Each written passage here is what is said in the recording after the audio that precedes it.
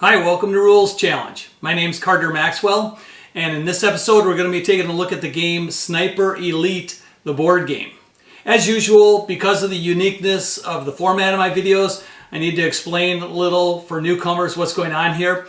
It's basically just a test of your understanding of the rules of the game, but instead of just answering you questions from the rule book, it'll be like you're watching a real game being played, but after each turn, I'll just stop and ask legal or illegal, and you have to decide if what you saw that turn was done legally or illegally.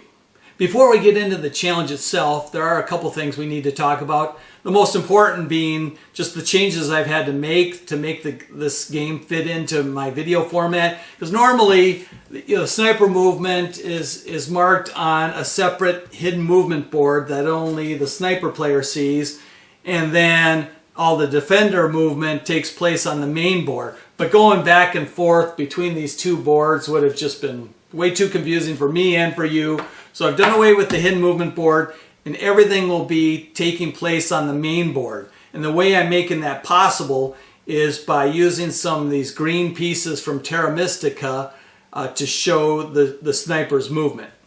So the way this will work is at the start of the sniper's turn, you'll see his meeple sitting out there, and I will replace that with the starting cylinder, and then when he moves, I'll mark that with these sticks and then show his final space with the meeple. But keep in mind, the idea is that this is just between you and me and the sniper player and can't be seen by the defenders, and they're still guessing at the sniper's location. A couple other things I wanted to talk about. I usually try to give some advice to new players, and one thing is, if you're the sniper player, you be sure to mark or at least act like you're making marks on your board both before and after you take a shot. And try to, before you take a shot, try to think through what you're going to do if the shot's successful and what you're going to do if it's unsuccessful. Because if you resolve a shot and then it takes you a really long time to finish your turn, it's going to be pretty evident to the defender players that you moved after you took the shot. So just try to balance things out so it's not obvious to them whether you moved before you took the shot or after you took the shot. And the other thing I wanted to talk about was I've seen some people online express some frustration about the fact that occasionally in the game there are lines of sight that are hard to determine with the naked eye if they would be legal shots. You'd have to take a straight edge and put it on the table to see if the sniper figure truly does have a line of sight to his target. But my solution to that is simply not to take those shots. And when I'm playing as a sniper, I just declare to the defender players that if they can't fairly easily tell if it would be a legal shot, then not to worry about it, because I won't be taking that shot. Okay, I think we're ready to get into the challenge.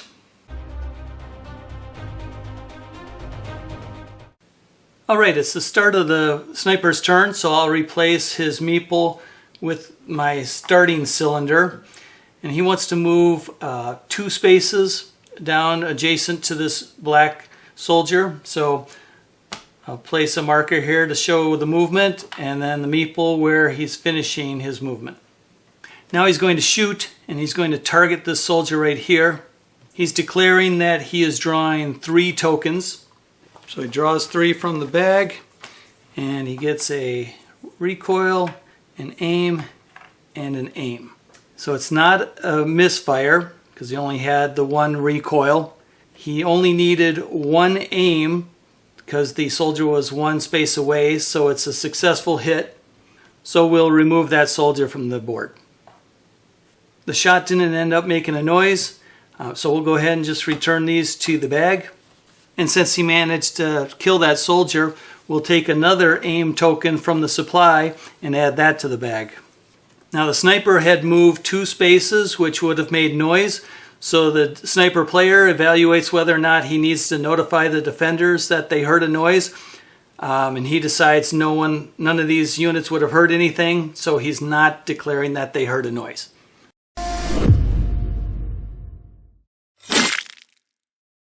The sniper player made 2 mistakes this turn, and they both related to noise.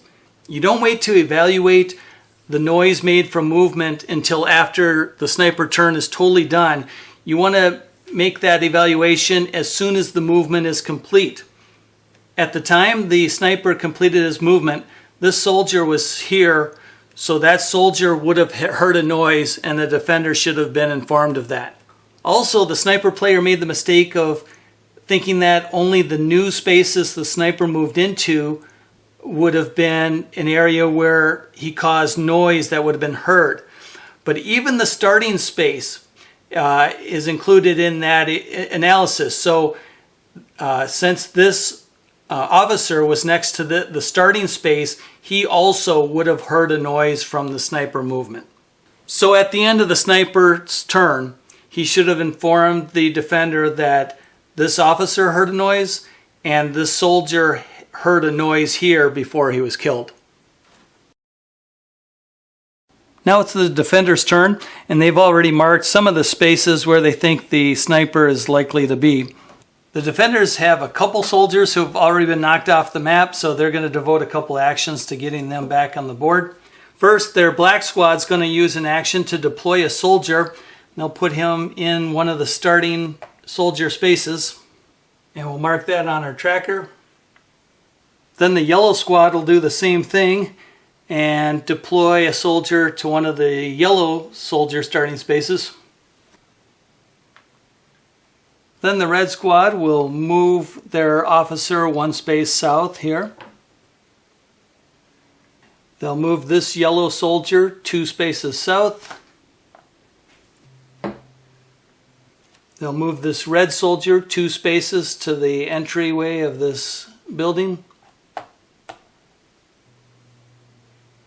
And finally, the black officer will move 1 space here.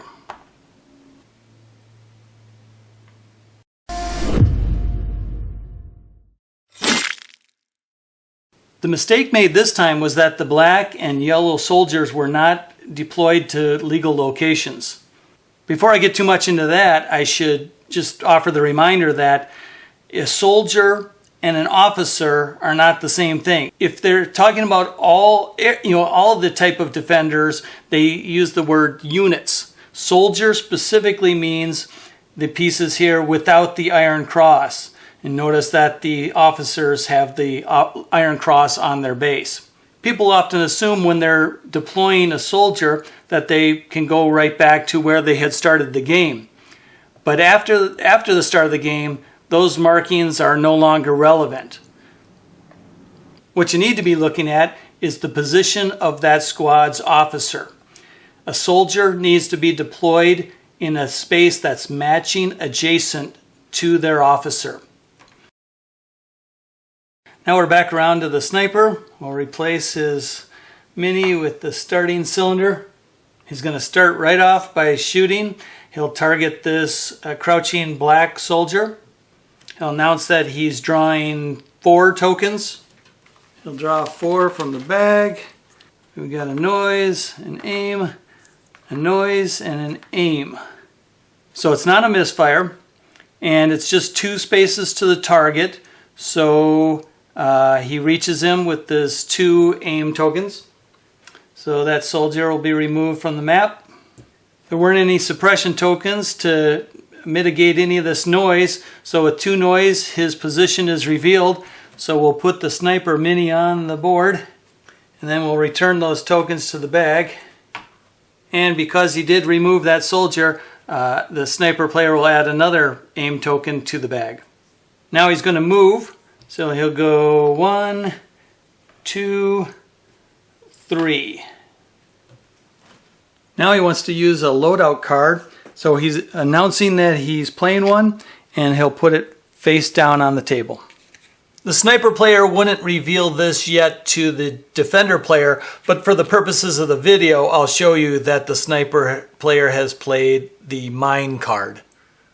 Now that he's played that mine card, the sniper needs to mark his board where the mine is and for our purposes, I'm going to put down this little green cylinder so you can see what space the mine is in.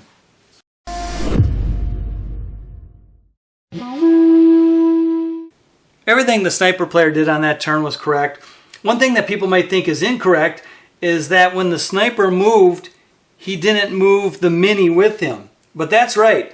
The mini is just meant to mark a moment in time, like the defenders caught a glimpse of him, and so they know at some point he was there.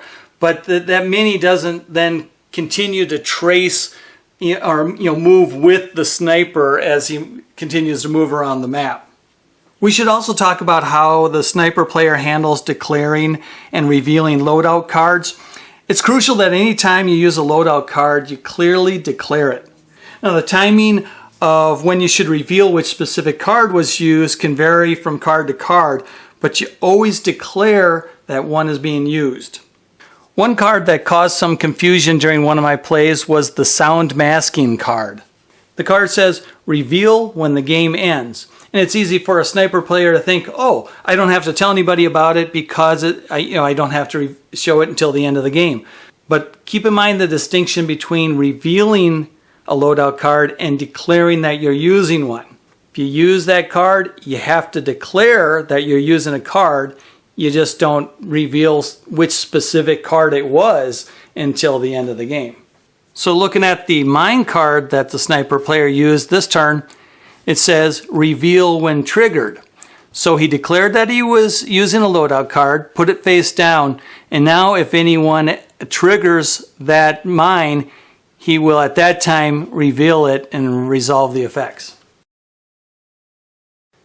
Now it's the defender's turn, and that card play by the sniper is really messing with their minds because now they have to consider the possibility that it was a sound masking card and perhaps the sniper is scooting right past them now without them hearing anything. So they're going to have to play a little bit conservatively here even though they see that sniper mini on the board. First, the yellow squad is going to move this soldier down 2 spaces to here. And we'll move our marker down the track. And that soldier is going to sweep his current space and the 2 spaces on either side of this boxcar, so here and here. And the sniper tells them that nothing was found. Now they're going to move the black officer 1 space south and do a sweep in that space, this space, and this space. And the sniper says nothing's found. Now the black officer wants to use a specialist action, and he's the kennel master, so he's going to take the final cube off his card and place the dog in this space. Now the red soldier is going to move 1, 2, and now that soldier is going to take a spot action, and he'll spot into this space here, and the sniper's there. So he moves his mini into that space. And because he was spotted, we'll add a noise token to the bag. And that finishes the defender's turn.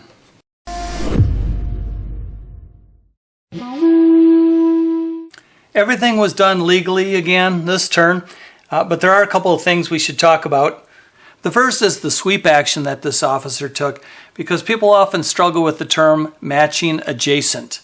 And I mentioned that earlier when talking about deploying a soldier next to him, but I didn't really go into much detail. But just to help clarify for people what that term means, I try to break it into 2 parts. It means the space is matching the space the unit is in, and it's adjacent to the space the unit is in. So looking at this officer, what spaces can he sweep? First, look at spaces, well, it doesn't matter what order you do it in, but you can start by looking at which spaces are matching his. He's in an open space as opposed to an enclosed space, in other words, in a building, or in an elevated space, which you'll find on the map on the other side.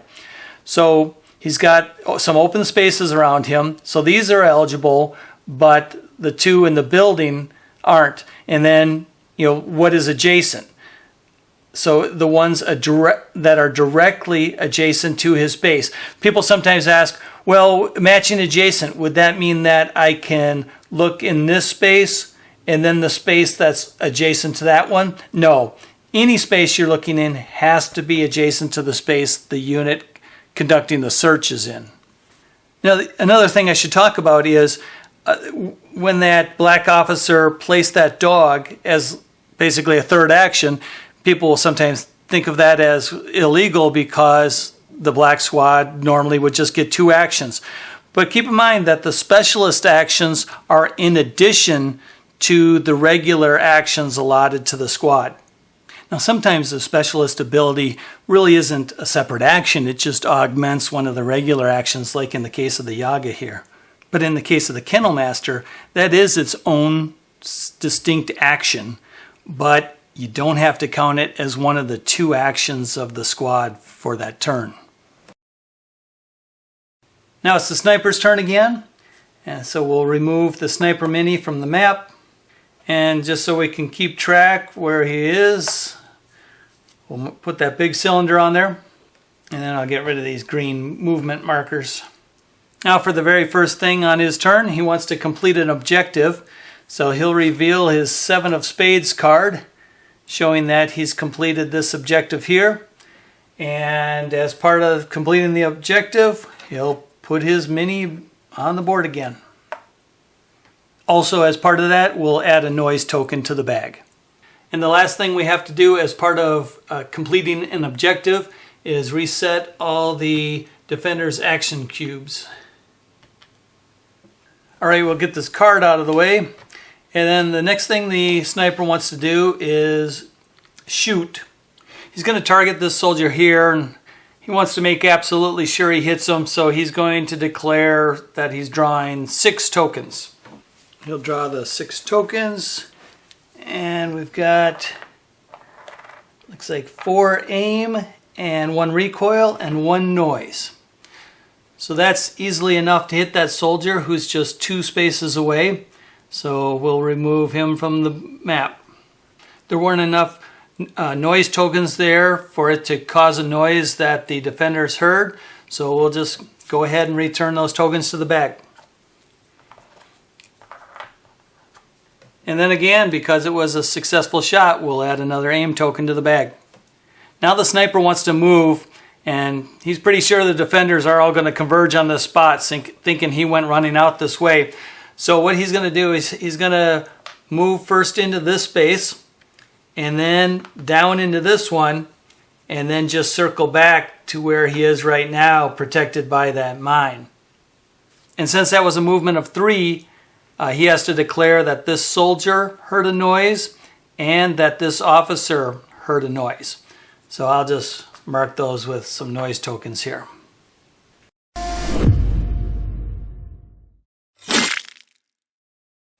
There were 2 things the sniper did wrong in that turn. He cannot complete an objective and shoot the same turn. Remember, there are 3 things they can do on their turn.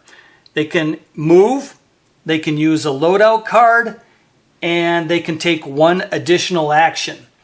And those additional actions are one of 3 types: either shoot, loot, or complete an objective.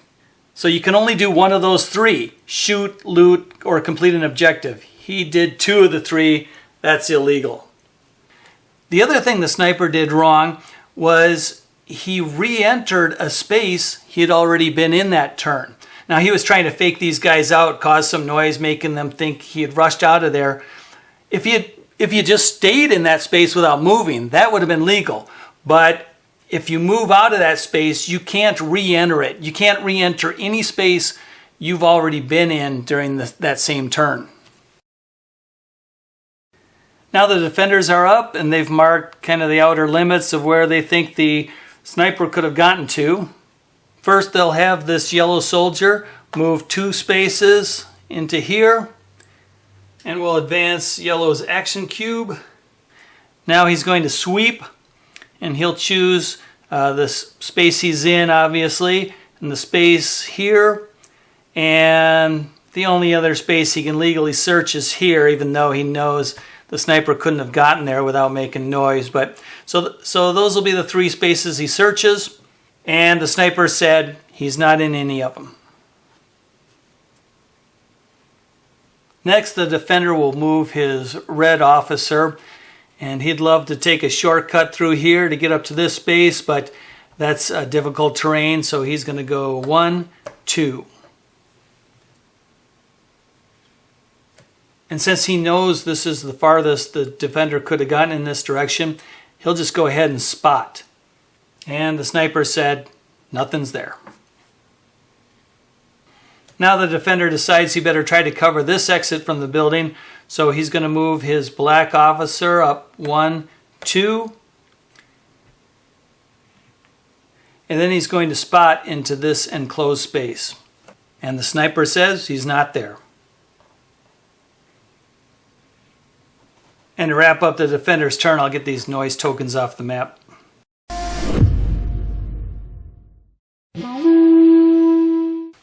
Everything was legal that turn. I just want to highlight that spot action the black officer took. Notice that that space was not matching adjacent, but unlike a sweep action, with a spot, you can do it into a different type of terrain. So in this case, he was able to spot from an open space into an enclosed space, or on the other map where there's elevated spaces, you can spot into the elevated spaces. And remember, if it's a successful spot and the sniper's there, the sniper doesn't just say, yes, I'm there. You put the mini back on the map in the spot, and you add a noise token to the bag. All right, we're back around to the sniper's turn. We'll remove his mini from the map. And again, for the purposes of the video, we'll put that cylinder out there as a starting space. Get rid of these. The sniper is going to start his turn by announcing that he's playing a loadout card. Now the sniper wants to shoot, but before he does that, he's going to reveal one of his loadout cards. And he's going to reveal that he's using the Tommy gun, which says reveal before shooting. And that will allow him to shoot an extra time this turn. All right, so the sniper is going to shoot twice, and he needs to announce how many tokens he's going to draw for both shots before taking the first one. So he'll draw 2 and 3, and he'll make this yellow soldier his first target. And by the way, I keep announcing who I'm targeting, but that's just for the purposes of the video. When you're the sniper, don't ever make the mistake of announcing who you're targeting to the defenders. Of course, if you hit your target, they'll figure it out. For the first shot, we're drawing 2 tokens, and we've got a noise and an aim. So that does reach the target, who's just 1 space away, and it's not a misfire. So we'll go ahead and remove that soldier from the board. No suppression tokens were drawn, so this noise wasn't negated, but there aren't 2 noise, so the shot did not make a noise. And we'll return these to the bag. And since that soldier was killed, we'll add an aim token to the bag. With the second shot, the sniper will target this soldier, and he already announced that he's drawing 3, so we'll go ahead and do that. And we've got a noise, a recoil, and an aim. The shot did not misfire, and it has an aim token that's enough to reach that soldier, so we'll remove him from the game. But here the defender interrupts things. He wants his medic here to save that soldier. So we'll look to the medic specialist card, and they do still have 2 actions available there. So we'll spend one of those, and that will save that soldier from being killed. That's going to keep things cozier in here than the sniper wanted it to be.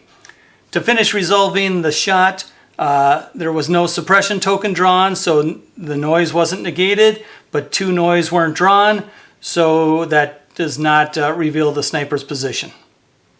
So we'll return those tokens to the bag, and since that was a hit on that soldier, we'll add an aim token to the bag. For the final part of his turn, the sniper wants to move. He's going to move 1, 2, and since he moved 2 while adjacent to this soldier, he'll inform the defenders that this guy heard a sound.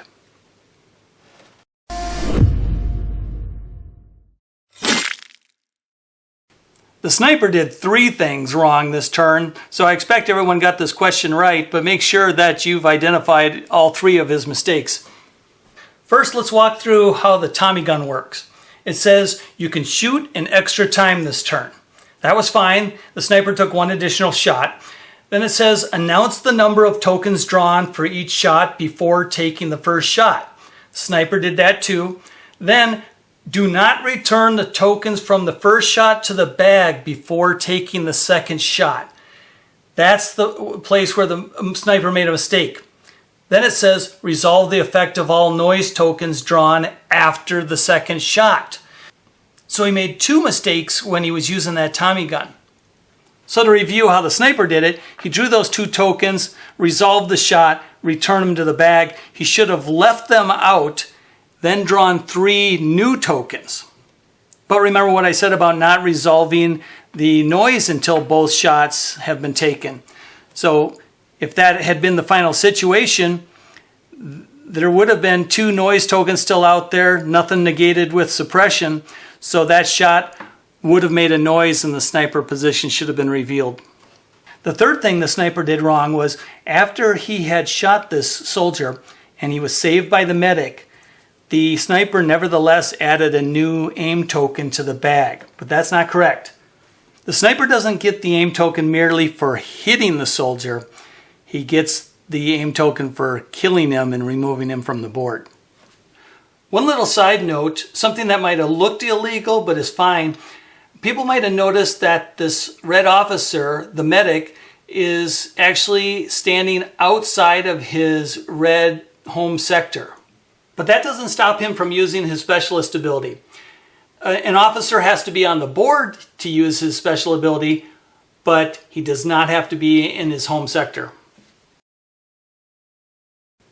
Now it's the defender's turn. We can get rid of this noise token, and they've marked where they think the sniper might be. To start things off, they're going to try to narrow things down a bit, so they'll have this soldier do a sweep, and he'll sweep this space, and the space he's in.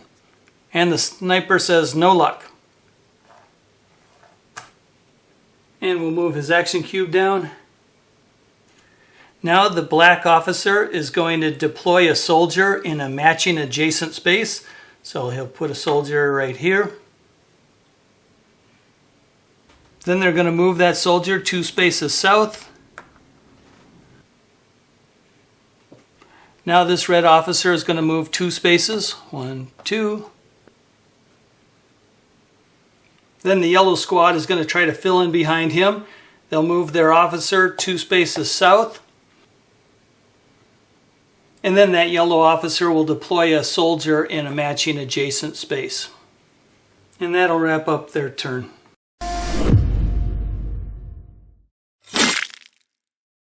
The defender player made the same mistake twice that turn. When the black soldier was deployed, he was correctly placed in a matching adjacent space. The problem was that the black officer was not in his home sector when he took that action. He was in the yellow sector. In order for him to deploy one of the soldiers in his squad, he would have had to first move into the black sector and then do the deployment. That mistake was made again with the yellow officer. He was first moved and was moved into the red sector and then did the soldier deployment. Now you might be thinking, well wait, weren't you just saying that the officer doesn't have to be in their home sector? But that was when talking about using their specialist ability. For deploying a soldier, they do have to be in their own sector. Now I should clarify that it's okay for the soldier to be deployed outside their sector. So let's say the officer had only moved up to here. He could have then, since he's in his own sector, deployed the yellow soldier to this space even though that's outside the yellow sector. Now it's the sniper turn. We'll get this off the board and put his start cylinder out there. First thing he wants to do is shoot, and he's targeting this officer here. He's declaring that he's drawing 4 tokens. So we'll draw 4, and we've got 3 aim and 1 recoil.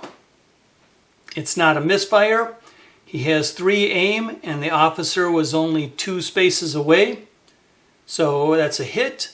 So that officer will be removed. We'll check that officer's specialist card, and we see that his suppression token is still available. So we'll add that to the sniper's shot bag. And we'll put those shot tokens back in the bag. Now the sniper announces he's using a loadout card, and he's going to use it right away, so he'll reveal it, and that's the distraction, a rock. He'll make sure he has line of sight from the sniper space to this officer here, and then move him 2 spaces. 1, 2. Now the sniper is going to move, and he'll move 1, and then 2, 3 into this difficult terrain space.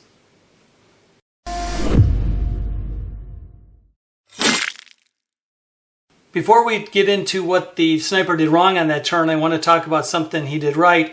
When he shot this officer, it was correct that he checked his specialist card, and since he saw a suppression token still there, he took that and added it to the bag and did not add an aim token.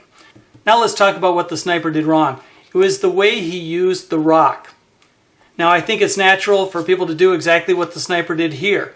They find the line of sight to their target and then move them the 2 spaces as called for on the card.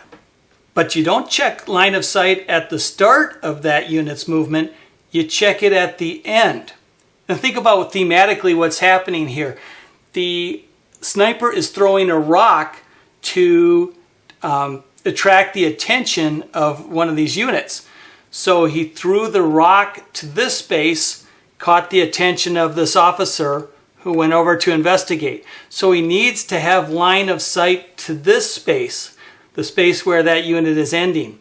And he did not have line of sight here because there was an intervening enclosed space. I probably haven't talked about line of sight as much as I could have in this video, so let's clarify a bit how that's supposed to work. The only time a line of sight can pass through an enclosed space is if the entire line of sight is within enclosed spaces. So let's say the sniper wanted to draw this red soldier to this space.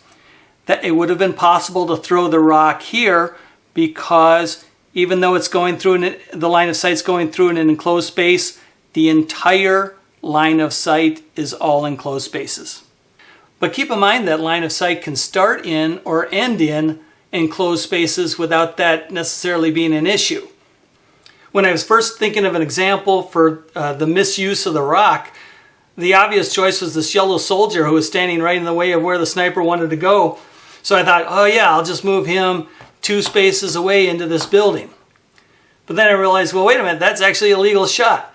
The line of sight starts in an enclosed space, passes through open spaces, and then ends in an enclosed space. It never actually passes through an enclosed space, so it's a legal shot.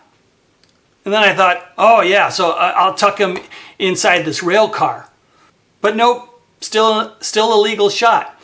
Starting enclosed, passing through open spaces, ending in enclosed, never passing through an enclosed space.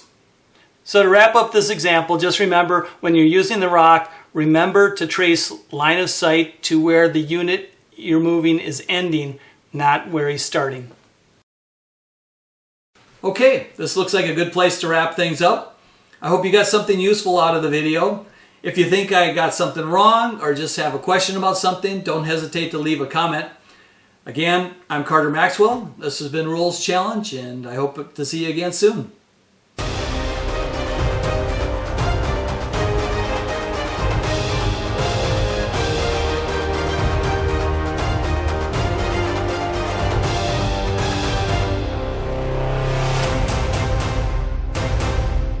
Okay.